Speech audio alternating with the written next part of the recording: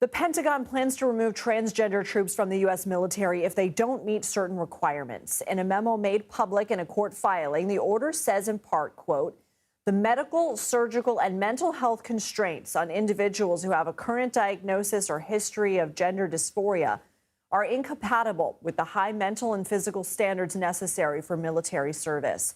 Transgender service members now have 30 days to voluntarily leave the military or be removed. A defense official told CBS News last month there are more than 4,200 active duty service members with gender dysphoria. A 2014 UCLA analysis of survey data from transgender people found that about 134,000 veterans or retired reservists or Guard members identified as trans. Last month, I spoke with Sherry Swakowski, a retired Army colonel and the highest-ranking openly transgender veteran in the U.S., about the risks of removing transgender troops from the military. What they bring is an important part of themselves, their full, authentic self. You know, the armed forces are not as robust as they used to be.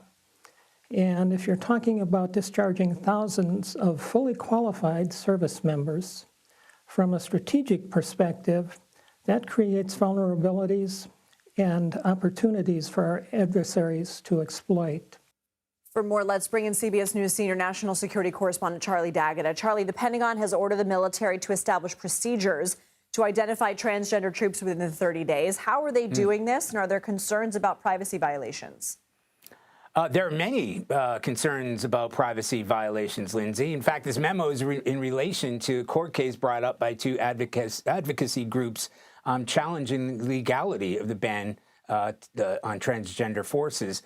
The advocate group Sparta Pride sent out a statement in part reading, no policy will ever erase transgender Americans' contribution to history, warfighting, or military excellence. And so we got to point out that this is essentially a ban on all transgender service members because of the language used in that memo filed on the court on Wednesday. Within 30 days, Pentagon must identify these individuals. Now, listen to this. You have a current diagnosis, history of, exhibit symptoms consistent with gender dysphoria. That's the medical term for emotional stress caused by when a person's biological sex doesn't match their identity. So under that ban, the President Trump first put in during his first term, transgender members who had come out prior and had been taking medication and had transitioned, they could continue to serve and receive medical care. And those who had not come out before the ban had to serve whatever biological sex they were born with. So this afternoon, the senior official repeated that number you quoted, 4,200 service members in Guard, well below estimates. But again, those are the people who have been diagnosed with dysphoria.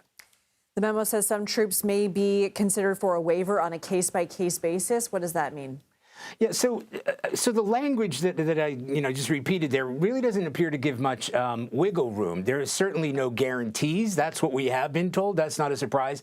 The policy says that some service members may be considered on a case-by-case basis, provided there is compelling government interest. Now, the DOD has not elaborated on that because, frankly, we haven't even got a statement from the DOD. But if you were to read into it, considers certain individuals hold certain positions in the military. The memo goes on to say that a soldier must demonstrate 36 consecutive months of stability in the service member's sex in order to obtain an exemption. So 3 years of behavior consistent with their birth at sex. Stability. Okay. I got to be quick with you on this. What are you hearing internally within the DOD in response to this?